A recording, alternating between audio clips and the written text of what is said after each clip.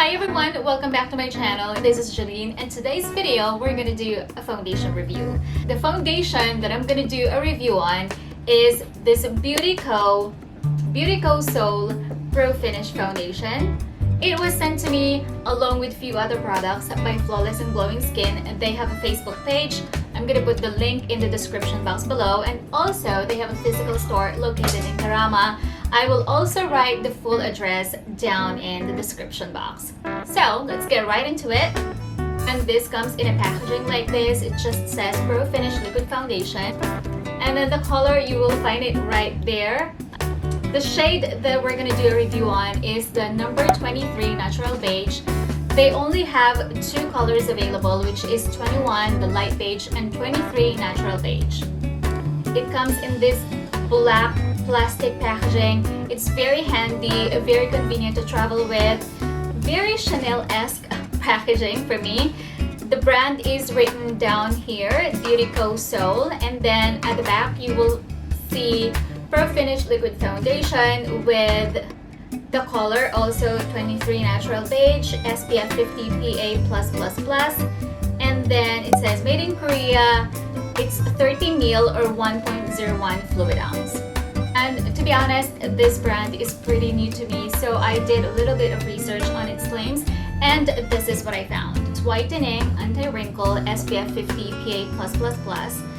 It has three claims. 1, perfect cover. Number 2, all day long lasting. And number 3 is nutrition supply, which I think it means because in the ingredients, they said it contains plankton extracts, which has a moisture binding property, so it will keep your skin healthy and hydrated. When I'm testing foundation, I prefer not to use a primer so that the primer wouldn't change or alter the finish of the foundation on my skin. I'll be using two different tools, a sponge on this side and a foundation brush on the other side. And we're gonna see how it covers. We're gonna see which one is better. I'm gonna start by putting the foundation at the back of my hands. We're gonna start with this amount. I'm gonna put it on the first half of my face. It's foundation brush. This is from Guerlain.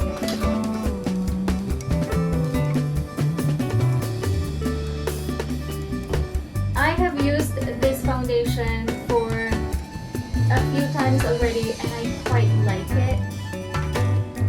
I must admit the color doesn't suit me perfectly. It appears a little whiter than my skin tone, but I think by adding your bronzer and setting powder, then it'll be okay.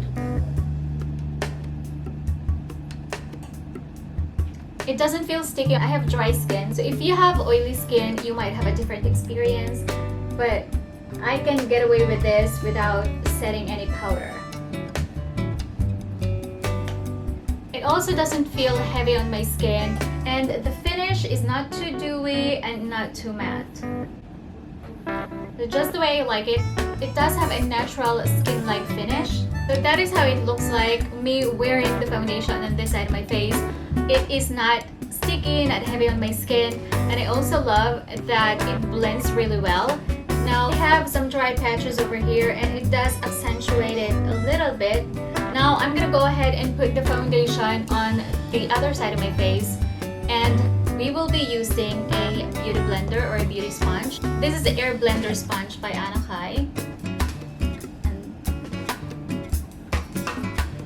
The same amount, headband, so it would not interfere with me putting the foundation on my face.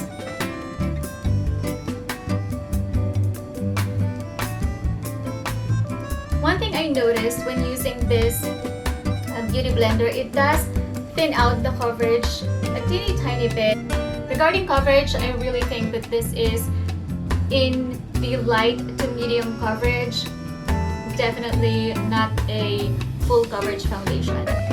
If you can see that, I have a scar right here. It's pretty new from a pimple that I just had last month, I think. And it does not cover it well.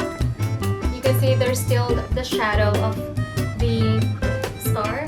On this side where I use the beauty sponge, it gives me a slightly dewier finish than this side where I have used my foundation brush. So if you would like a better coverage, I say use a foundation brush. And if you want a slight of a more natural, more dewy finish, then I say use a beauty sponge like this. We're done with the first layer. I'm gonna go ahead and put a second layer. So we're gonna see if it will improve the coverage. If we're not testing out this foundation, I'll be happy with this kind of coverage with just one layer. I am already satisfied. It looks pretty natural. It looks like skin, and I love it. I don't have to set it with, for me, as I've said, I have dry skin. I don't have to set it with a powder.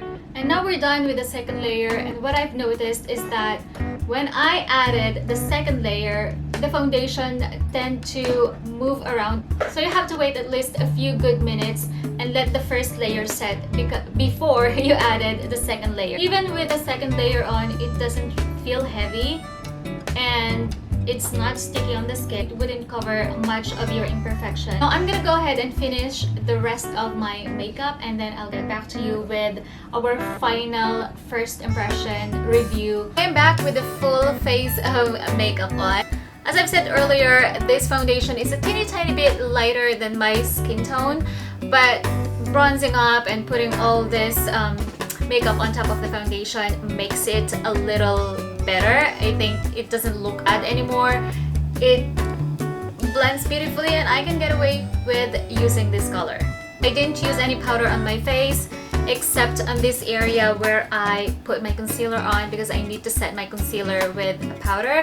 I don't usually, since I have dry skin, I don't usually use powder. I find it a little heavy for my skin. Overall, I really like this foundation. It retails for 70 dirhams, which is, in my opinion, my honest opinion, is well worth the price. It's more on a natural, a little bit dewy finish. I say it's about light to medium coverage, definitely not full coverage.